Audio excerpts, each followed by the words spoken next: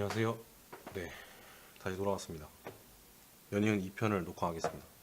반갑습니다. 귀여운 사진이죠? 일단 저번에 말씀 안 드린 것부터 AS를 살짝 하면서 시작을 할게요. 예. 일단은 이거 말고 그건가? 뭐. 이 디스맵에서 미드를 살짝 빼먹은 것 같네요. 예, 이거 미드 레벨은 중간 값을 결정해 주는 거예요. 이 사진에서 지금 사진이 이거거든요. 이거 여기서 중간 값을 결정해 주는데 0.5라고 해놨기 때문에 하나는 0.5, 하나는 1이에요. 보시면 얘가 0, 0.5, 0, 1 이렇게 되는 거예요. 그래서 이 값을 내가 어디서부터 어디까지를 중간 값으로 결정해 줄 거냐 하기 때문에 지금 현재 요거잖아요. 이게 1이면 얘를 이걸 없애볼게요. 예. 중간 값이 가장 밝은 곳이 중간 값이 돼버리기 때문에 이 면을 기준으로 했을 때 가장 밝은 곳이 중간 값이 되기 때문에 이 원의 크기에 맞춰지는 거죠. 그러면서 얘네들이 더 밑에 형성되게 되는 거죠. 디스플레이스먼트가. 예, 그런 식으로 해서 생각하시면 편해요. 예, 편한 게 아니고 그게 맞는 거. 자꾸 편하다 편하다 얘기하는데 제 말버릇이니까 그렇게 이해하시면 됩니다. 그렇게 이해하시면 되고요. 또 제가 환경맵에서 말씀 안 드린 게 있는데 환경맵에도 대기 상태를 조절할 수 있는 미디움이 있어요. 스캐터링 미디움을 쓸 수가 있거든요. 여기서 미디움을 add fog를 하면 이 스캐터링 미디움이 나와요. 스캐터링 미디움이 나오는데 제가 대충 설정해 놓은 거거든요. 얘가 약간 버그가 있어가지고 한번 다시 로딩하면 이렇게 흑백으로 나올 때가 있어요. 그럼 이렇게 해서 값을 살짝 조절해주면 다시 제자리로 돌아옵니다. 이렇게 해서 대기 상태를 조절해서 이렇게 뭐랄까 간레이를 볼륨 매트릭 라이트를 설정할 수가 있는 거예요. 네. 이렇게 설정할 수가 있는데 보시면은 노이즈가 지글지글합니다. 예, 지글지글 하는데 이걸 그대로 쓰실 수는 없고요. 일단은 그 전에 이 상태에서 만들어서 보시면은 저번에 덴시티랑 볼륨 스트렝스는 제가 말씀드렸잖아요. 이건 약간 밀도 같은 거고 덴시티가 밀도 같은 거고 볼륨 스트렝스가 그렇게 뭐랄까 내가 볼 때 이걸 칼로 얼마만큼 단계를 쪼갤 것이냐라는 그런 걸 보시면 되고 낮으면 낮을수록 더 정밀하고 높으면 높을수록 더 정밀하지가 않습니다. 그런 식으로 생각하시면 되고요. 스캐터링이 흡수해주는 수치 그런 걸로 보시면 되고 이걸 체크해 보시면 지금 대기니까 얘네들을 이 흡수를 하는데 산란이 내부에서 되기 때문에 이걸 반대로 해주시면 이렇게 이렇게 됩니다. 아무튼 이렇게 해서 대충 그 뭐지 앰모스피어 뭐랄까 그 간레이 같은 걸 만들 수 있는데요. 이거를 한 번에 렌더링 하시려면 저번에 단톡방에서 뭐 태훈 씨가 얘기한 그런 것들도 얘기했었는데 한 번에 렌더링 하시려면 노이즈가 너무 지글지글해서 쓰지를 못하고요. 쓰지를 못하고 이 상태에서 대충 렌더링 한 다음에 이걸 나머지 물체들을 까맣게 이렇게 설정해 놓고 이 씬만 따로 뽑아서 얘를 디노이징을 해갖고 사용하는 거예요. 보시면은 이게 디노이징을 한 거거든요. 예. 원본이 이거고요. 원본 파일이 이건데 여기에 막 노이즈가 너무 자글자글하니까 얘를 쓸 수가 없잖아요. 그래서 디노이징 단계를 좀 많이 높여서 지금 이제 과하게 보여주려고 거의 최고치로 높인 건데 이렇게 높여서 얘를 멀티패스의 레이어 같은 방식으로 사용하시면 네, 이렇게 간레이를 쓰실 수가 있습니다. 그게 있고 그런 방법이 있고 이걸 페이크로 또 대기를 설정하지 않고도 이렇게 볼륨 라이트를 만들 수가 있거든요. 그거는 어떻게 하냐면 미쳤네요. 가끔 미쳐 이거. 이렇게 해서 보시면 얘는 지금 대기가 없는 상태잖아요. 인바이러먼트 맵이 없어요. 인바이러먼트 맵이 없는데 이 보시면 이 스피어가 하나 있거든요. 이 스피어를 카메라에 만들어 준 다음에 카메라를 감싸고 있는 거예요. 얘가 지금 노멀 방향은 카메라를 향하고 있는 거죠. 이렇게 보시면 예. 카메라를 향하고 있는 노멀이에요. 노멀이니까 안쪽으로 돼 있는 거죠. 안쪽으로 돼 있고 이 재질을 살펴보면 어떻게 되느냐.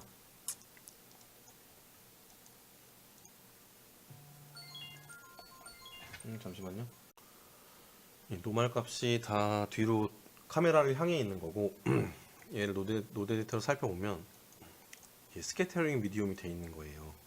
이 자체가 이 동그란 애 자체가 스캐터링 미디움이 돼 있어서 보시면 스캐터링 미디움을 흩뿌려 주는 것을 이 색상으로 대충 그냥 하얀색에 거의 비슷하게 맞춰 놓고 이 페이스를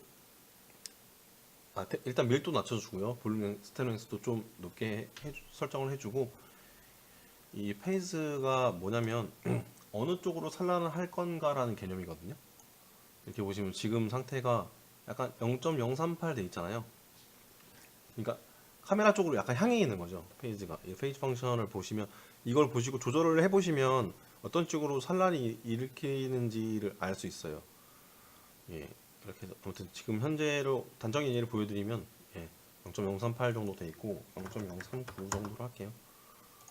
이 정도로 돼 있고 그렇게 되면 이렇게 볼륨 라이트가 설정이 되는 거예요. 현재 커널은 어떻게 되어 있냐면 디퓨즈예요. 디퓨즈고 그렇게 높은 스페큘러 뎁스도 가지지 않아요. 왜냐면 얘만 한 번만 통과하면 되기 때문에. 이렇게 해서도 볼륨 라이트를 생성할 수가 있습니다. 그 대기를 설정하지 않고도. 이렇게 볼륨 라이트가 보이죠? 그래서 그때그때 상황에 맞춰서 쓰시면 될 것 같고요. 아무튼 환경 맵에서의 이렇게 볼륨 라이트를 설명을 했고요. 그 다음에 카메라를 제가 설명을 안 했어요. 카메라에 보시면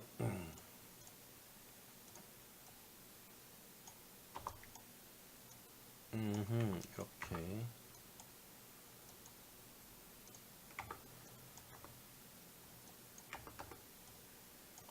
이렇게 있다고 칩시다. 자꾸 이게 씬을 별거 아닌 씬을 계속 이렇게 만들게 되네요. 옥테인 카메라는 그냥 카메라에 태그가 달려있다고 생각하시면 돼요. 그렇게 되고 모션 블러가 있고 씬리스트가 있고 이렇게 다 있는데 일단은 모션 블러부터 말씀을 드릴게요. 모션 블러는 해당 오브젝트의 블러를 만들어내는 기능이죠. 블러를 만들려면 얘는 태그가 달려 있어야 돼요. 오브젝트에 태그가 옥테인 오브젝트 태그가 달려 있어야 하고 얘를 키를 여기다 이렇게 주고 90에다가 이렇게 주고 키를 줘보면 현재 블러가 안 생기잖아요. 그럼 여기 카메라에서 블러를 체크하고 이 셔터 스피드를 0.1 정도로 줄게요. 블러가 생기죠? 얘를 앞뒤로 움직여 봐야지 블러를 만들 수가 있어요. 블러를 만들 수가 있고 디세이블 카메라 모션 블러는 카메라가 움직일 때에도 모션 블러가 생기거든요. 그걸 없애주는 기능인데 3.08부터 생겼습니다. 이렇게 자잘한 것들이 찾아보면 조금씩 생겨 있어요. 찾아보면 조금씩 생겨 있고 잠시만요. 제가 자료를 하나 가져왔는데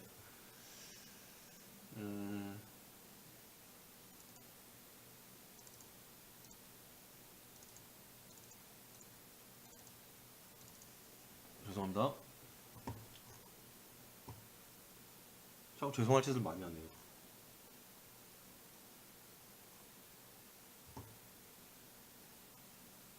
이거 따로 예제를 제가 만들어야 되는데 만들지 않고 이렇게 자료 화면으로 보여드리는 점 죄송하게 생각합니다.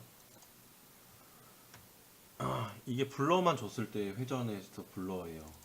그리고 이게 타임 옵셋을 줬을 때 회전으로 타임 시프트 아이고 얘야 타임 시프트까지 줬을 때 회전이거든요 이게.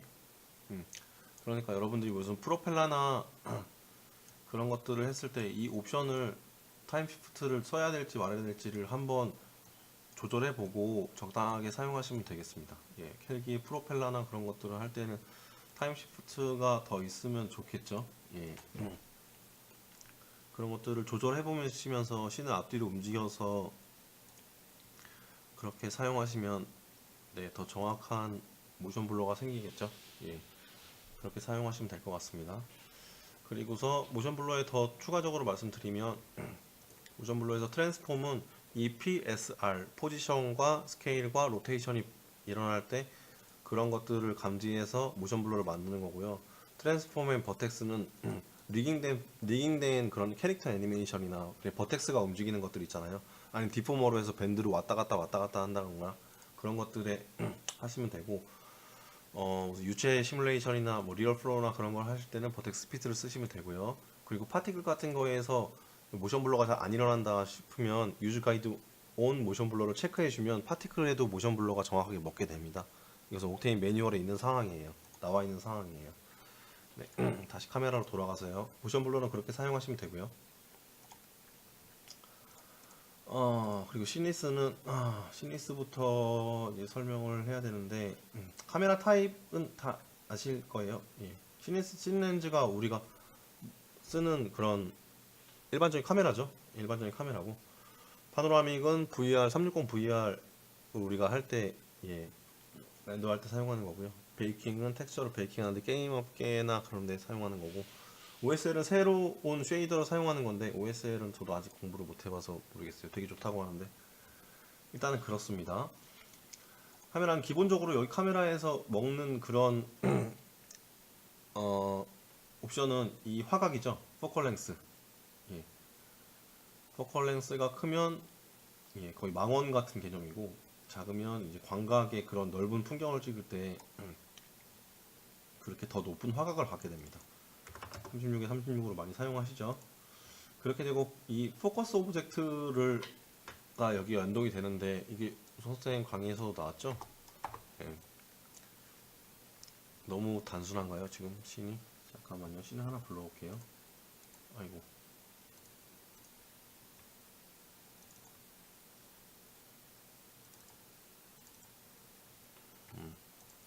이 씬에서 카메라가 이렇게 뎁스 오브 필드를 적용한 상태라고 했을 때 포커스를 항상 맞추는 게, 이 제너럴에서 오브젝트에서 이 포커스 오브젝트를 드래그를 하시면 저기 스페어 2잖아요. 타겟. 이것은 먹게 됩니다. 예, 이것은 먹게 되니까 여기 있는 걸 사용하시면 되고요. 여기서 계속 설명할게요. 그렇게 되고 계속 이어져 말씀드리면, 이렇게 뎁스 오브 필드를 주고 싶을 때는 오토 포커스를 끄셔야 되고요. 아파처는 조리개의 크기예요.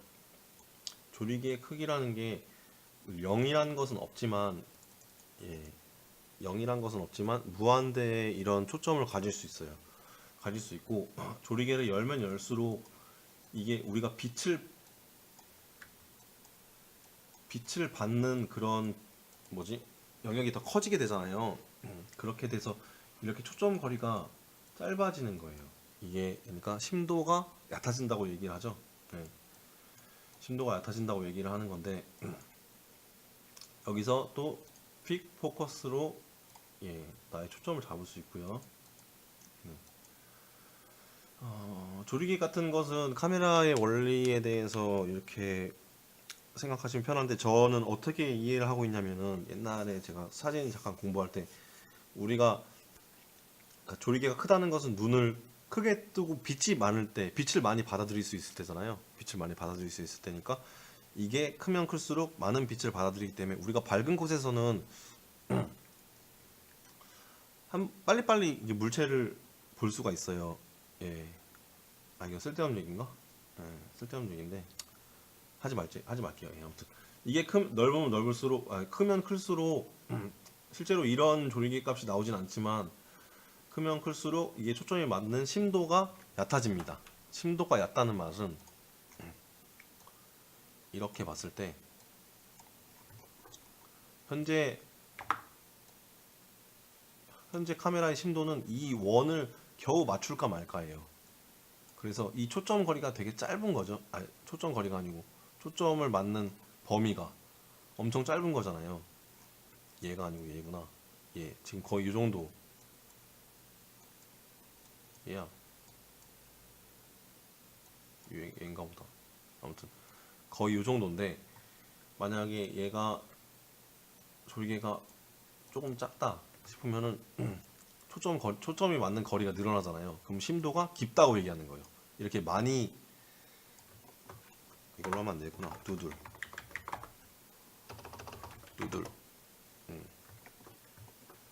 초점이 심도가 깊다. 이게 깊다고. 이게 초점 거리가 졸개가 커지면 초점이 요만큼 맞는 거잖아요. 이게 심도가 얕다. 이렇게 얘기하는 거죠. 예. 그렇게 되고 실제로 얘를 카메라를 가까이 대게 되면 현재 아퍼처가 이 정도라고 했을 때 얘네들이 초점이 다 맞잖아요. 지금 거의 맞는 것처럼 보이잖아요. 뒤에 건 조금 안 맞지만, 근데 카메라가 가까이 가게 되면 가까이 가고 초점을 픽 포커스를 얘로 맞춘다 하면 이게 더 비례해서 더 커지게 돼요. 예. 무슨 소리인지 아시겠죠? 예. 이게 절대적인 값은 아니에요. 이 포커스 오브젝트가 가까이 있으면 가까이 있을수록, 아주 가까이, 어느 정도 선에서 아주 가까이 있으면 가까이 있을수록 뒤에 게 더 포커싱이 날아가는 게 더 많아진다는 뜻이죠. 예. 막 옛날에 아이폰으로 막 가깝게 찍으면 뒤에 거 심도 다 날아가고 하잖아요. 그런 개념이라고 보시면 돼요. 예. 아무튼 이거는 포커스가 데스 오브 필드와 관련이 있다라고 보시면 되고요. 이거는 f스탑이랑 연계돼서 올라갑니다. 그리고 에퍼처 에스펙트 레이시오는 비율이죠. 비율인데 일단 얘가 뭐 이렇게 심도가 적용이 됐을 때에만 작동을 해요. 이렇게 좀 더 넓혀볼까? 뒤에 심도가 날아가는 게 보이시나요? 지금 이게 처음에 0이면은 1이잖아요. 보통 이렇게 1이 아이고 1이면은 이렇게 1대1의 비율로 퍼지게 되는데, 얘를 높여버리면 위아래로 더 퍼지게 돼요. 그죠? 이런 비율을 설정하는 거고요. 그렇죠. 엣지도 마찬가지의 그런 개념이고요. 보켓 사이드 이 카운트는 뭐냐면 얘네들을 그룹해서 본 다음에 저 뒤쪽에 라이트를 하나 만들어 보면, 저 뒤쪽 여기 좀 밝기를 좀 어둡게 할게요. 지금 뭐 에이펙트 라시오가 얘가 안 맞죠? 예. 1대1의 비율, 아까 보시면 이 비율이 넓어지면 이렇게 길어집니다. 포커싱이 날리는 비율이 길어집니다. 이걸 봤을 때 얘가 보케잖아요. 보케 뭔지 아시죠? 막 그런 것들이 초점이 날아가서 빛이 맺히는 그런, 뭐라 그래야 돼? 아무튼 인터넷 검색해 보세요. 정확한 정의를 제가 못 하겠어요 지금. 사운드 카운트가 뭐냐면 얘를 3으로 해볼게요. 보죠. 삼각형으로 보이시죠? 이런 것들의 각형을 저희가 정할 수 있는 거예요. 로테이션 돌리고 너무 작나요 얘가? 이러면 안 되는데. 어느 정도 보케를 맞추려면, 보케를 표현하려면 얘가 점 형태가 돼 있어야 돼요. 어느 정도는. 그래서 보케 형태의 면수를 정하고, 회전수를 정하고, 이것이 카운트가 3이라고 해도 얘네들을 동그랗게 만들어주는 그런 효과, 그런 것들이 나와 있어요. 그런 것들이 그냥 별 필요 없는 옵션인 것 같은데 기능상 있나 봐요. 이거는 마치 아나몰픽 같은, 실제 카메라의 아나몰픽 같이 이렇게 픽셀의 비율을 정해줍니다. 실제 렌더하는 것과 다르게 약간 뭐랄까, 조행비를 조절해야 된다고나 할까? 비율을 정해주고요. 이것도 언젠간 뭐 분위기 있는 그런 샷을 만들 때 쓸 수 있을 것 같기도 해요. 그리고 퍼스펙티브 커렉션, 이거 뭔지 모르겠네. 제 저번에 다 알아놨는데 그새 잊어버렸네요.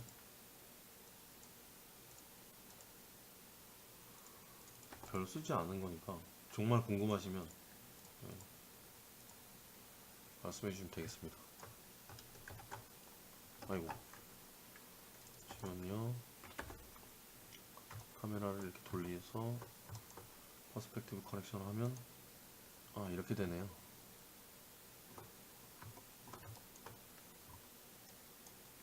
예, 약간 왜곡을 좀 원근감을 더 크게 해주는 것 같아요.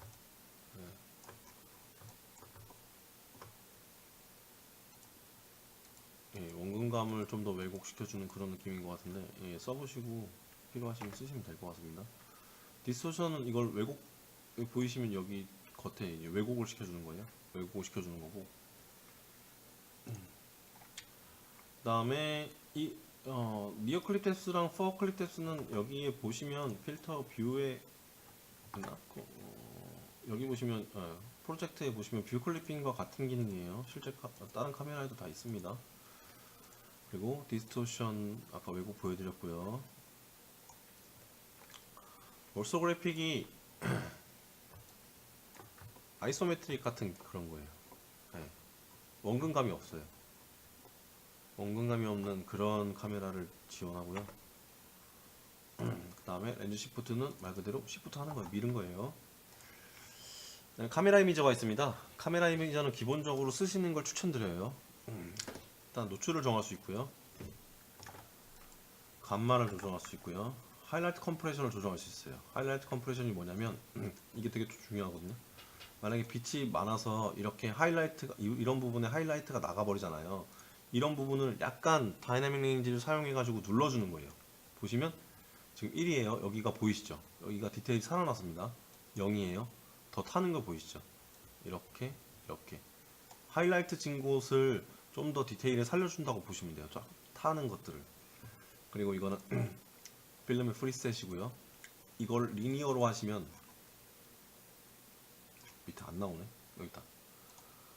리니어로 하면 이게 원래 렌더 화면이에요. 원래 렌더 화면인데 이것을 필름에서 보정해서 2.15에서 우리 눈에 보여주는 게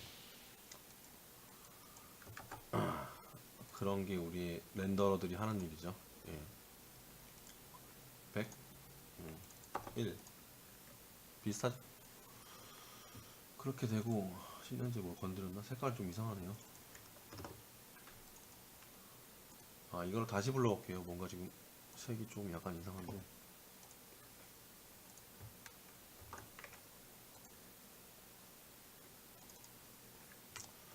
다시 불러와서 렌더하면 좀 괜찮은 것 같기도 하고 돌아간 것 같기도 하고.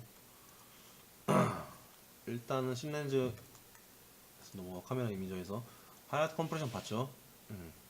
아까 라이트를 너무 밝게 해놨었구나. 그 다음 비네팅은 다 아실 거고요.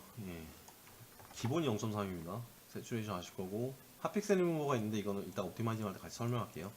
커스텀 러시 있는데 이거는 카메라의 럿 파일을 적용할 수 있는 3.08의 새로 생긴 기능인데 되게 좋아 보이거든요. 적용을 안 해봤어요. 근데. 이거 오도도 그렇고. 그리고 프리멀티플라이드 알파가 있어요. 이것도 이따가 같이 설명할게요. 이거 중요해요. 그리고 세츄레이션 투 화이트 말씀드렸죠? 그리고 포스트 프로세싱, 빛 번짐, 글로우 효과를 주는 거예요. 아시죠? 이거는 그대로 사용하지 마시고 멀티패스로 해서 사용하시고요. 스테레오는 3D 이미지를 그렇게 빨간 안경, 파란 안경 아시죠? 셀로판지 붙여있는 그런 안경 같은 3D 뭐지? 렌더를 뽑아낼 때 사용한다고 알고 있는데 저 아직 써보진 않았는데 궁금하신 분은 공부하시면 됩니다. 그렇게 돼서 카메라가 끝나거든요. 그리고 카메라 이미저는 여기에도 있어요. 옥테인 세팅에도 이미저가 있어요.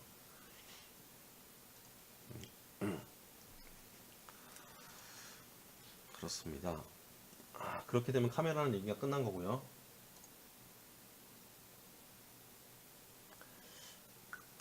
그리고 이제 중요한 커널의 옵티마이징에 대해 설명할게요. 이 커널은 인포 채널이 있고 디렉트 라이팅, 패스트 트레이싱, PMC가 이렇게 있는데 인포 채널은 그냥 기계적인 옵션이에요. 아시죠? 우리가 하는 그런 부가적인 옵션들을 이렇게 하나의 채널로서 보여주는 건데 실제로 우리가 그런 렌더 패스에서 뽑는 거랑은 다른 이미지를 보여줄 수 있기 때문에 그냥 궁금하실 때만 잠깐씩 보세요. 그래서 쓰지 않는다라고 알고 계시면 편합니다. 근데 어느 채널이 어떤 건지 궁금하시다 하면 이런 것들을 한번 눌러보시면 좋을 거예요. 그리고 디렉트 라이팅에서 끊고 하겠습니다. 핸드 마저 할게요. 다시 세팅해서 디렉트 라이팅에서 논과 앰비언트 오클루전과 디퓨즈가 있어요. 근데 앰비언트 오클루전 같은 경우에는 아예 사용을 안 하시면 된다고 생각하시면 돼요. 이건 완전히 가짜 빛이잖아요. 이 오클루전을 사용해가지고 잠깐만요. 포스트 프로세싱 끌게요. 실제로 색이 개조가 되게 풍부하지가 않죠. 예, 그래서 최소한 저희는 DI 디퓨즈를 사용하는데요. DI 디퓨즈 같은 경우에는 약간 바이어스적인 특성을 갖고 있어요. 그런데 이제 포럼이나 그런 데서도 알리기를 이런 건 전체적인 씬 구성만 보고 진짜 렌더를 결과물을 뽑아낼 때 패스트 트레이싱을 하라고 돼 있거든요. 그래도 디퓨즈를 쓸 때도 많으니까 한번 알아보겠습니다. 일단 디퓨즈부터 이렇게 보면 커널이 진짜 중요하잖아요. 여기서 이제 모든 세팅을 기본적인 세팅을 다 한다고도 볼 수 있잖아요. 그래서 디렉트 라이팅을 할 때 처음부터 보면 일단 샘플을 맞춰요. 샘플을 어떻게 맞추냐, 이렇게 해놓고 포커스 끄고 클레이 모드로 해서 이렇게 어두운 부분에나 노이즈 같은 것을 개선 사항을 보면서 어느 정도 노이즈가 없을 때 우리가 이 정도의 샘플이면 되겠다. 잠시만요, 이거 끌게요. 샘플이면 되겠다. 샘플 수를 결정할 때 이렇게 샘플을 올려놓고 어두운 부분에 이런 노이즈를 파악하면서 이 정도면 되겠다 할 때 이 현재의 샘플을 봅니다. 512 정도면 괜찮을 것 같아요. 그럼 512라고 입력을 해요. 일단 러프하게 잡습니다. 그래서 512를 다시 샘플을 렌더해 봅니다. 렌더해 보면 어느 정도 완전히 이렇게 빛이 들어가지 않는 부분을, 라이트가 부족한 부분 빼고 나머지 부분에는 이렇게 그 음영 부분이나 이런 것들을 봤을 때 노이즈가 괜찮은 것 같아요. 그렇게 되면 샘플은 512로 결정을 해요. 그리고 얘를 0, 0, 0으로 해요. 그렇게 하고 디퓨즈 뎁스부터 보는 거예요. 디퓨즈 뎁스가 1일 때 그림자를 보고서 하나씩 올려가면서 밝기 정도를 측정해요. 그럼 현재 3이랑 4가 똑같잖아요. 거의 비슷하죠. 4가 조금 더 밝은 것 같은데. 그렇게 되면 우리가 디퓨즈 뎁스가 필요한 건 4 정도예요. 4 정도면 이렇게 음영 더 이상 밝기가 밝아지지 않는다, 그림자가 밝아지지 않는다 했을 때 이런 난반사가 충분하다고 생각을 해서 디퓨즈 뎁스는 4번이라고 생각을 하는 거예요. 이것이 무슨 말이냐, 이 라이트에서 한 번 나와서 한 번 계산하고 튕겨 2번, 3번, 4번 이렇게 해서 4번까지 계산을 하는 거예요. 그 깊이 값을 정하는 거죠. 디퓨즈 재질에서. 그리고 글로시를 봅니다. 이제는 디퓨즈 뎁스가 끝났으니까 이 클레이 모드를 바꿔서 원래 모드로 돌아가요. 근데 글로시 뎁스는 이제 글로시 재질에가 얼마나 반사가 되는지 그거를 보는 거거든요. 지금 하나를 0일 때는 지금 글로시 재질이 하나도 반사가 안 돼요. 아이고. 그래서 글로시를 올렸을 때 1도 반사가 안 되죠. 2를 하니까 반사가 돼요. 근데 약간 모자라잖아요. 왜냐면 여기 거울 부분을 보면 거울에서 반사가 하나 모자라는 거예요. 하나 더 올려보면 거울 부분까지도 디퓨즈가 반사가 되고 있어요. 제대로. 근데 이런 디테일이 필요 없다 정도면 2면 되는 거예요. 2면 되는 거고 얘를 현재 필요한 건 3이에요. 3. 그렇게 되면 글로시 뎁스는 여기서 오케이를 하고 그 다음에 스페큘러 뎁스를 보는 거예요. 스페큘러는 이제 투명체가 얼마나 투명하게 나오느냐죠. 얘를 올려보면 저 뒤에 유리판이 아직도 까매요. 6, 7, 8, 9, 10, 11 11 정도면 되는 것 같아요. 왜냐하면 실제로 우리가 유리를 봐도 이런 엣지 부분은 거의 검게 나옵니다. 완전 검지는 않지만 보통 그 유리의 색깔을 약간 유지하지만 이 정도면 되는 거예요. 이렇게 되면 실제로 씬이 512에 11에 3, 4 정도면 3, 4 정도면 이제 최적 옵티마이즈가 된 거예요. 이렇게만 해도 이렇게 최소한의 수치만 써도 뭐랄까 렌더 시간이 엄청 줄어들거든요. 그래서 저는 이제 보통 렌더를 할 때 128 아니면 256 정도 512 이 정도면은 거의 이제 애니메이션에서 한 씬의 렌더가 끝내요. 그래서 거의 다 한 프레임당 최소한 30초에서 1분 안으로 끊으려고 많이 애를 쓰거든요. 그래야지 먹고 사니까. 그렇게 해서 많이 렌더를 하고요. 이거를 진수로 가는 이유는 컴퓨터 언어가 이 수에 편하기 때문에 계산에 편하기 때문에 되도록이면 이렇게 가고요.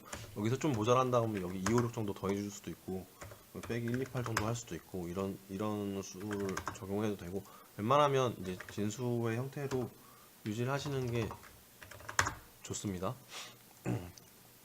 그리고 레이엡실론은 같은 경우에는 이거를 실제로 좀 보여드리기는 좀 뭐하고 이게 오토이 포럼에서 공개되어 있는 사진이거든요. 이렇게 텍스처가 겹치거나 디테일이 깨지거나 이렇게 계산이 덜 될 때 엡실론 수치를 더 낮춰보시거나 높여보시면 이런 겹쳐진 것들을 계산하게 해주는 그런 수치예요. 예. 혹시나 막 이렇게 막 이게 실제로 애니메이션을 뭐 깜빡거리고 막 그런 것들이 있거든요. 그럴 때 엡실론 수치를 변경해서 렌더해 보시면 될 겁니다.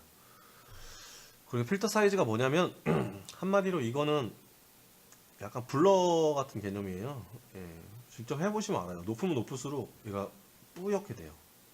뿌옇게 되고 최소 디포트 수치는 1.2인데 약간 이게 더 샤프니스하게 렌더를 하고 싶다 하면 옥테인이 1.2에서 약간 그래서 엣지 부분이 약간 깨지게 이게 뭐랄까 엣지 부분이 약간 모자라게 렌더가 되거든요.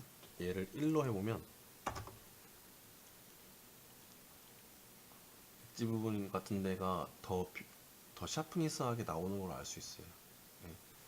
저는 그냥 1.2로 씁니다. 1.2로 쓰고 알파 섀도우는 저번에 말씀드렸어요. 이레디언스 모드는 이거는 08에 새로 생긴 건데 유니티에서 베이크를 할 때 사용하는 거라서 일반 사용자는 뭐지 신경 안 써도 된다고 포럼에 나와 있대요. 나와 있네요. 그리고 중요한 게 알파 채널인데 알파 채널은 말 그대로 알파 이미지를 뽑아내는 거잖아요. 만약에 얘가 룸이 렌더가 안 되게 돼 있다. 렌더가 안 되게 돼 있으면 지금 빛이 너무 모자라네.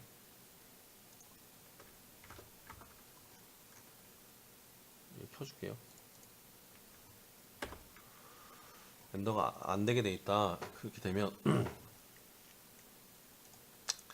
이 알파를 뽑아낼 수 있어요. 그죠? 알파를 뽑아낼 수 있고 기본적으로 알파를 뽑아내는데 여기서 keep environment를 하면 이 배경색이 묻어나게 되고 environment를 끄면 여기서 배경색이 묻어나는 것을 보시면 여기 보이시죠? 하얗고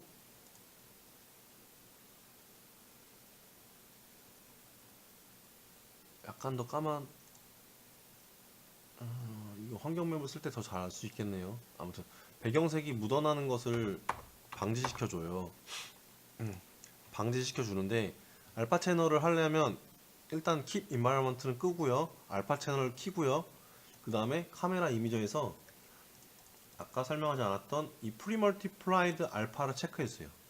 그리고 여기에도 체크를 했어요. 프리멀티플라이 알파. 이렇게 되면 이 프리멀티플라이 알파가 무엇인지 모르시는 분들을 위해서 잠시만요. 이거 뭐 전부 닫아야겠네.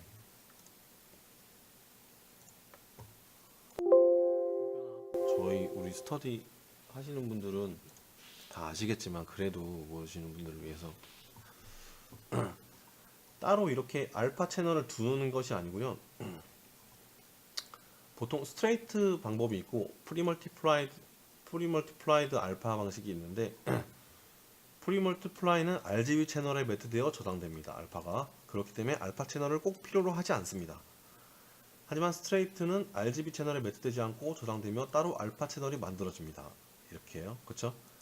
그래서 알파 채널이 꼭 있어야 되는 것과 이렇게 합성한 것을 보면 컴포지팅 한 것을 보면 프리멀티플라이드 알파가 훨씬 디테일이 좋죠. 이거는 이제 겉에 묻어나고 외곽선이 묻어나는 그런 것들을 방지해주는 그런 알파죠. 임포트를 할 때 프리멀티플라이드 알파로 임포트를 하셔야 되고요. 예. 그렇게 하시면 됩니다. 그렇게 되면 완벽한 알파 채널을 일단 옥테인에서 지원하는 완벽한 알파가 없겠지만 옥테인에서 지원하는 알파는 뽑아낼 수 있다는 결론입니다.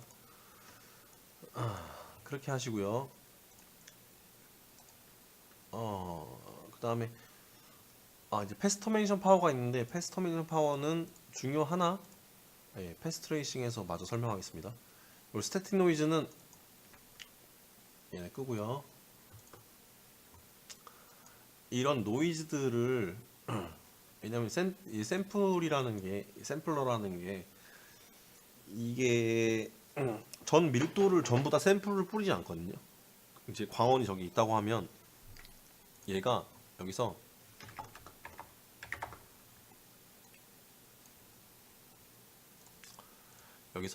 이렇게 랜덤으로 샘플을 뿌리는 거예요. 랜덤으로 샘플을 뿌리는데 스태틱 노이즈를 하면 이 샘플을 뿌리는 값을 일정하게 해서 노이즈가 일정하게 박혀 있는 것, 노이즈를 유지하는 것, 그래서 자글자글하는 효과를 좀 줄여줘요.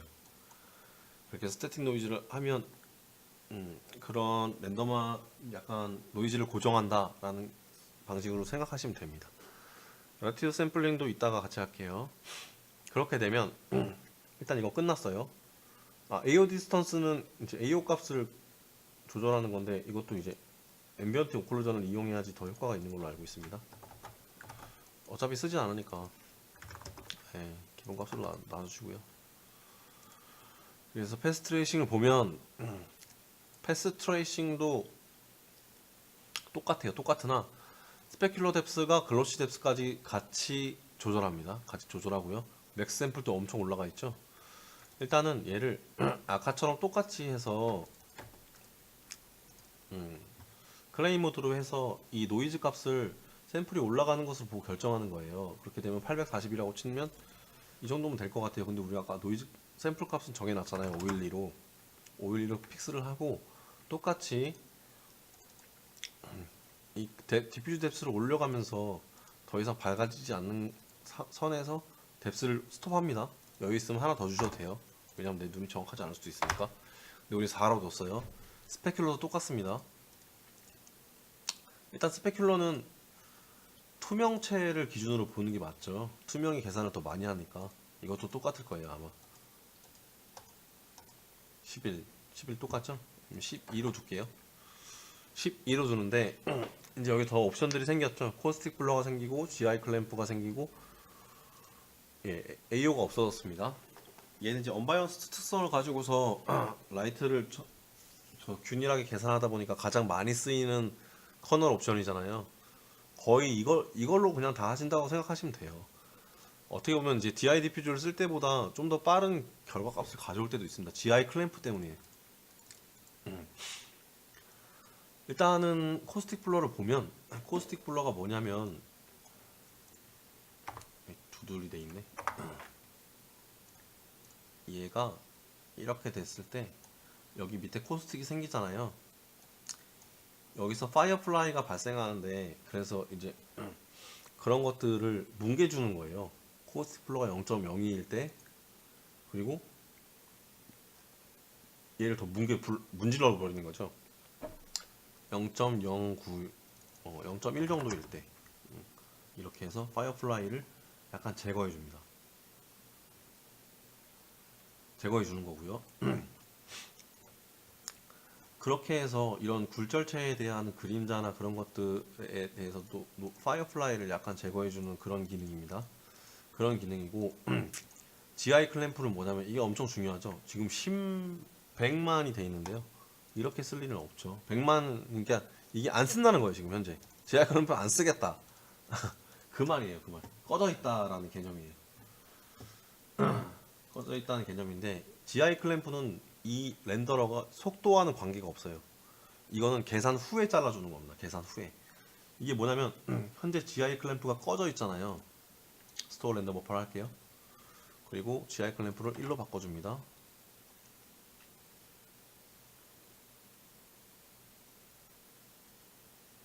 다 되라.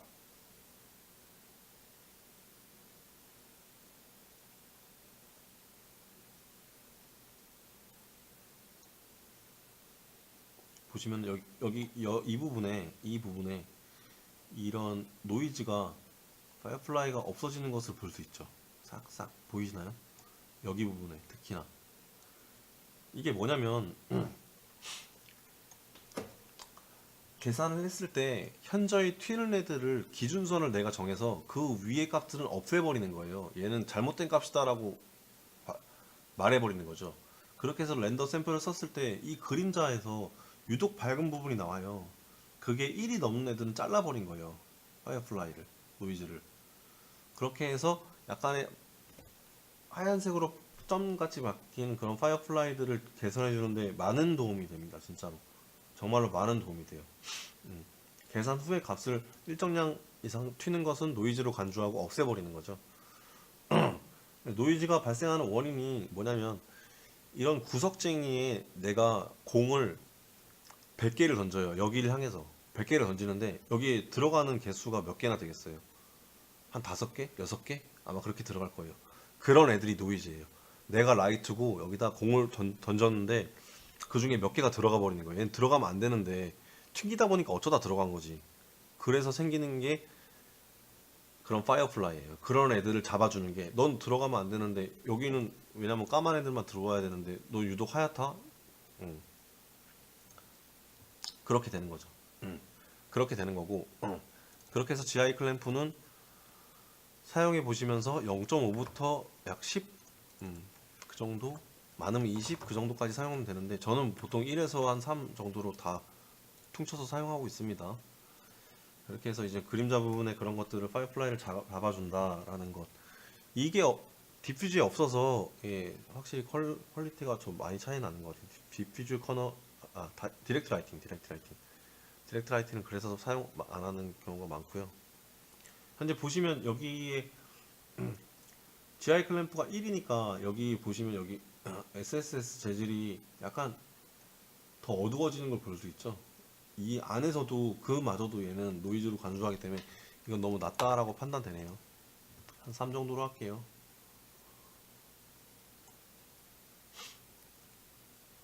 그러니까 적정선에서 이거를 타협해야 돼요. 컴퓨터가 그렇게 계산이 정확하지 않기 때문에 너무 낮추면 너무 어두워져요. 왜냐면 높은 애들 다 잘라버리기 때문에. 이제 비슷하네요. 비슷한데 노이즈도 비슷하네. 아이씨. 이건 C를 더 밝게 하는 게 정답인가?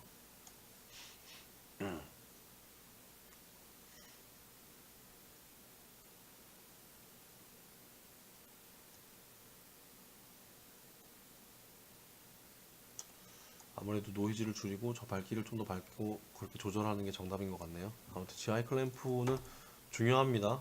예, 매우 중요하죠. 그렇게 되고 이 패스 터미네이션 파워가 뭐냐?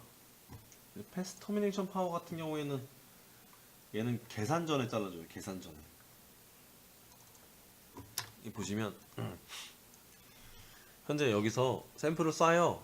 샘플을 쏴서 여기가 1이라고 했을 때 1, 0.5, 0.25, 0.125, 0.625 뭐 그렇게 0.0625 이렇게 해서 이 빛이 점점 어두워진다고 생각해 보세요. 예.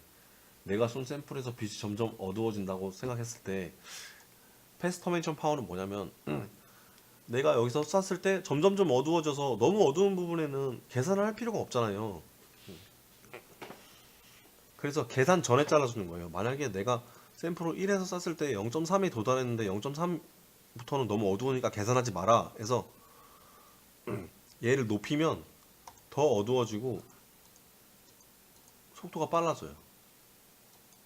1 지금 13초가 나왔죠. 아까 16초였거든요.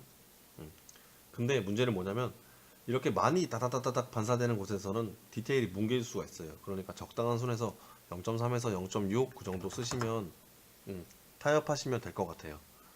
이렇게 촘촘히 물건이 붙어 있거나 하면 반사를 되게 여러 번 하다 보니까 금방 0.3에 도달할 수도 있겠죠. 예. 그래서 패스터메이션 파워는 속도 향상에는 이득이 있지만 디테일이 망가질 수 있다라고 생각하시면 됩니다. 그리고 랩티브 샘플링 같은 경우에는 다 아실 것 같은데, 웬만하신 분들은 아실 것 같은데, 이렇게 멀티패스에서 옥테인 렌더러 멀티패스에서 정말 비열 패스 노이즈를 보시면 쉣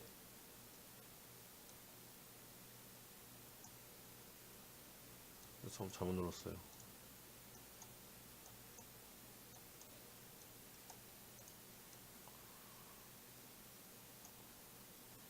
노이즈를 보시면, 노이즈를 체크하시면 이렇게 노이즈가 생겨요. 이게 뭐냐면 지금 미쳤네 아주 그냥. 현재 여기가 밝은 부분이잖아요. 여기가 밝은 부분이고 나머지가 어두워서 노이즈가 많이 있는 부분이라고 생각했을 때, 이게 나머지의 어두운 부분에 더 효율적으로 노이즈를 더 계산을 많이 해라, 지금 샘플을 더 갖다 써라 라는 말이거든요. 그렇게 해서 아다프티브 샘플링을 하기 위한 조건은 최소한 512 이상의 샘플이 필요하고요. 보통 이제 768이나 1024 정도, 최소한 1024 정도에 쓰는 게 좋아요. 그 이하에는 잘 속도 개선이 이루어지지가 않아요. 그렇게 되고, 이 노이즈 트레스홀드랑 민 샘플러는 이거는 최적의 아마 값이라고 알고 있거든요. 그래서 이거는 손대지 않는 편이 좋고요. 민 샘플러 같은 경우 256 그 이상부터 이제 어레시브 샘플링 하라는 거고, 익스펙트 익스포저는 이 카메라에서 우리가 익스포저를 해놓잖아요. 이 값을 여기서 대입시켜 주면 돼요. 왜냐면 그건 씬의 밝기나 똑같기 때문에 이 기준 값을 여기다 대입시켜 주면 되고, 이게 그러니까 노이즈를 옆에 것들이랑 이렇게 비교를 해서 막 샘플러를 이렇게 판단을 하거든요. 이 범위를 더 넓혀주는 게, 정확도를 높여주는 게 이거예요. 근데 저는 그냥 2 곱하기 2로 써요. 그리고 그렇게 크게 개선시켜주지 않아요. 왜냐면 전 샘플 자체를 높이는 거를 지향하기 때문에. 그렇게 돼서 항상 우리가 옥테인을 쓰는 이유가 빨라서잖아요. 빨라서기 때문에 솔직히 뭐 1000프레임 된다고 했을 때 2초만 줄여도 2000초가 줄어드는 거거든요. 2000초면 얼마야? 2000초 간혹 60분 30분이 줄어들거든요. 그런 것들을 했을 때 씬을 이렇게 옵티마이징을 해서 최적화를 하고 노이즈를 개선시켜야 돼요. 그리고 아까 설명하지 못했던 그런 것 중에 하나가, 안 했던 게 하나가 이 핫픽셀 리무버이거든요. 핫픽셀 리무버는 그냥 옆에 거랑 같이 해서 뭉개주는 거예요. 튀는 픽셀들을 뭉개주는 건데, 이게 좋으면 얼마나 좋겠어요. 안 좋습니다. 보시면은 되게 디테일이 안 좋아져요. 막 곰보처럼 되고. 그래서 이거는 낮으면 0.7, 진짜 너무 많이 쓰면 0.7 정도로 하고, 되도록이면 0.8에서 왔다 갔다 하고 더 내려가시지 않는 게 좋아요. 이건 최후 수단으로 생각하시면 좋습니다. 근데 아까 같이 볼륨 라이트 같은 건 할 때는 어쩔 수 없이 뭐 0.7 정도로 할 때도 있고요. 아무래도 후반 작업에서 디노이징을 사용해서 하시는 것을 추천드립니다. 그렇게 하고 추가적으로 말씀드리면, 이제 PMC가 있는데, 이건 퍼플레이트 몬테카를로 방식이라고 합니다. 이거는 이제 바이어스와 언바이어스 방식의 장단점을 같이 사용하는 건데, 그 패스트레이싱 같은 경우는 바이디렉션이라고 해서 샘플을 보이는 부분에서만 쏘고 끝나는데, 얘는 유니바이 디렉션인가? 그렇죠. 패스트레이션. 근데 얘는 광원에서부터 다시 한번 더 추적을 하는 거예요. 그렇기 때문에 정확도가 되게 높아요. 정확도가 되게 높은데 얘가 느려요. 왜냐면 CPU랑 같이 사는 거기 때문에. 말 안 되는 이유가 일단 샘플이 많이 필요해요. 얘는 샘플이 이유가 512 했는데 이 정도네요. 아이 멍청하죠. 5에 11 정도로 한 자체가 너무 어렵죠. 저도 아직 써본 적은 없어요. 써본 적은 없기 때문에 아무튼 그렇고, 여기서 써보신다면 좀 더 공부가 필요할 것 같고요. 이쪽으로 가면 CPU 쪽을 많이 사용하는 거고, 이쪽으로 가면 GPU 쪽을 많이 사용하는 거예요. 그렇게 설정하시면 되고요.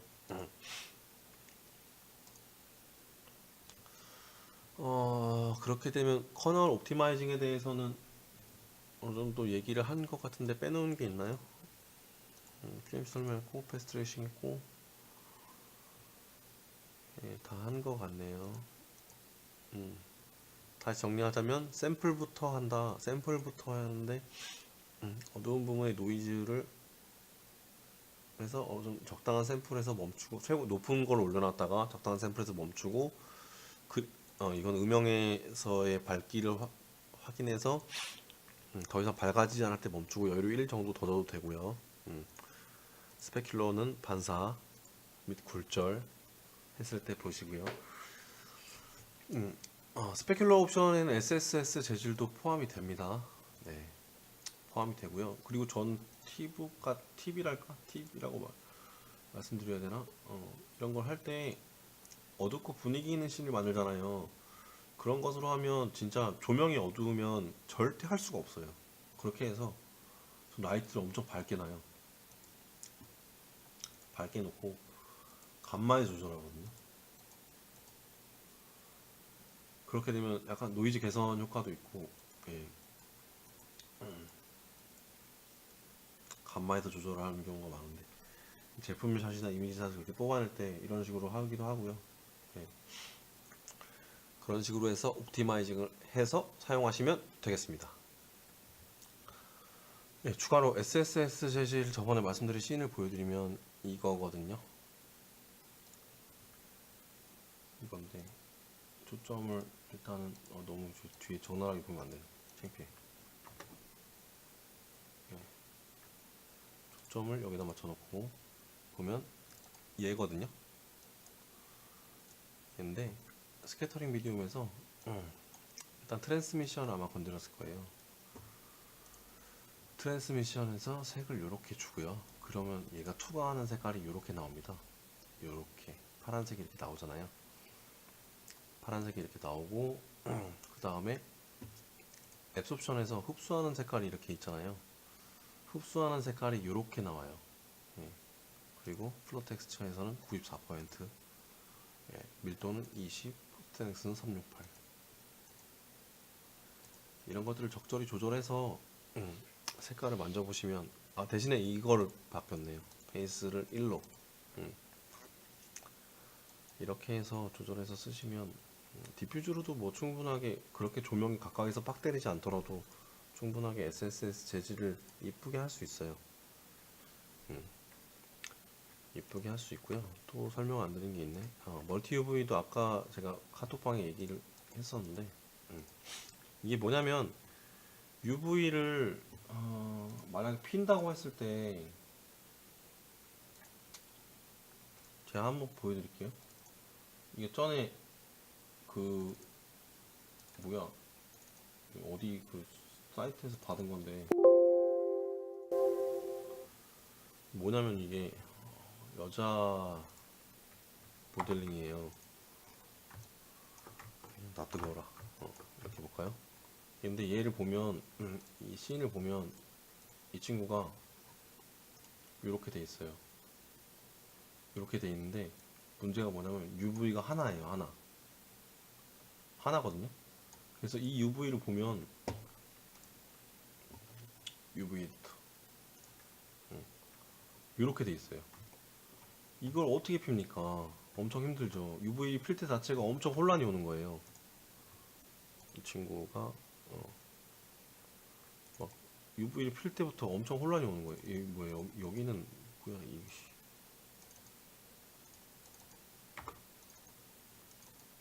클릭 자체가 안 돼요. UV를 딴 데서 폈나? 시네어포드에서 UV 핀 것 같지가 않은데 아무튼 이렇게 되는 건데 이 UV를 이렇게 사용하지 않고 스터디 아이고 짧아졌다. 멀티 UV를 사용하는 건데 이거 원래 UV 그 스터디 할 때 하려고 그랬었는데 그러면 또 까먹을까봐 미리 하는 거예요. 이렇게 UV를 텍스처를 카피해서 하나씩 더 만들어서 얘를 따로따로 피는 거예요. 보시면 1번 UV, 2번 UV, 3번 UV. 아이씨, 이렇게 볼게요. 그냥 이거를 뭐 따로 생성하는 게 아니고 이렇게 하나씩 컨트롤해서 복사를 해가지고 따로따로 핀 거예요. 따로따로. 이렇게 되면 보다 많은 데이터를 UV로 이렇게 사용할 수 있어요. 그래서 이렇게 옥테인 스터디. 아, 자꾸 나가. 그렇게 해서 UV를 필 때 혼란을 두지 않고, 그리고 보다 고해상도의 텍스처 맵을 간편하게 사용할 수 있고, 그런 UV의 패키징을 할 때 빈 공간을 더 안 쓰고 효율적으로 더 맵을 더 쓸 수 있어요. 예, 그렇죠. 굳이 뭐 고해상도를 쓰지 않더라도 작은 부분을 효율적으로 쓸 수 있거든요. 그래서 순서는 이렇게 하면 돼요. UV, 그다음에 셀렉션, 재질, UV 셀렉션, 재질, UV 셀렉션, 재질. 그래서 재질에는 여기에 셀렉션 된 것을 이렇게 드래그해서 갖다 놓는 거고요. 그죠? 그렇게 되면 멀티 UV로 이렇게 사용할 수도 있어요. 예. 이게 UDIM 같은 방식이죠. UDIM은 솔직히 좀 더 좋은 시스템이지만, 그래도 이런 멀티 UV를 사용하는 방법을 다들 많이 모르실 테니까 이렇게 사용하시면 된다는 것을 기본적으로 알고 계셨으면 좋겠습니다. 뭐 옥테인이든 뭐 시나프드 기본 재질이든 이렇게 사용하시면 되니까. 예, 오늘은 여기까지 하고 내일 마저 녹화를 하겠습니다. 감사합니다. 짝짝짝짝짝 박수.